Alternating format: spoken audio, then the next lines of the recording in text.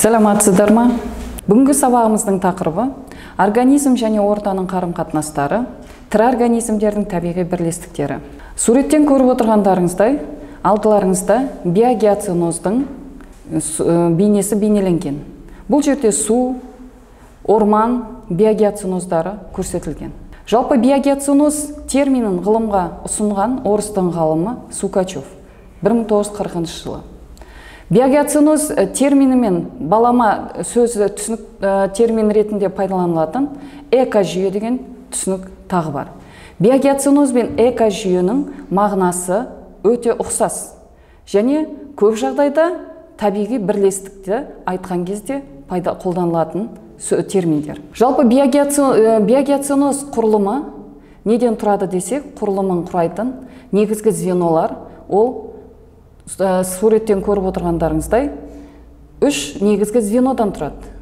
Бірінші звено продуценттер, екінші звено консументтер. Консументтер өзі екіге бөлінеді. Бірінші реттік консументтер және екінші реттік консументтер.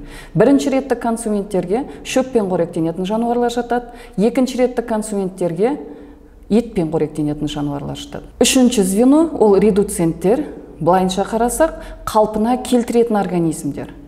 Бұл органикалық қалдықтарды минералды заттарға дейін ыдыратып, өсімдік топырақтан жеңіл сіңіре алатын заттарға дейін айналдырып беретін табиғаттағы зат айналымдағы ең үлкен звеноның бірі болып саналады.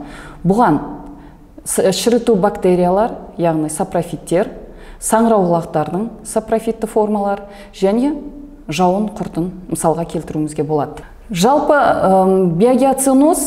биогеоценозда алдыңғы суретке қарайтын болсақ, биогеоценоздың негізгі қызметі ол энергияны жинақтау, әрі қайта бөлу және зат айналымын жүзеге асыру. Ал биогеоценозға тән қасиеттерге тоқталатын болсақ, өзін-өзі реттейтін, әрі өзін-өзі тұрақты ұстайтын тұтас жүйе деп қарастырамыз. Биогеоценозды өзгеріске әкелетін әртүрлі факторлар бар.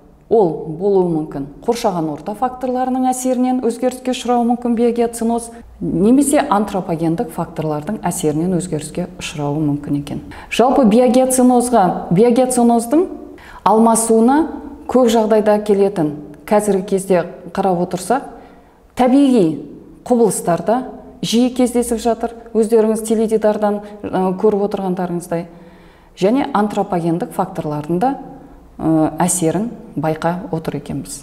Экожүйе, биогеоценоз бен экожүйенің айырмашылығы, экожүйені біз көп жағдайда мысалға көл экожүйесі, өзен экожүйесі деген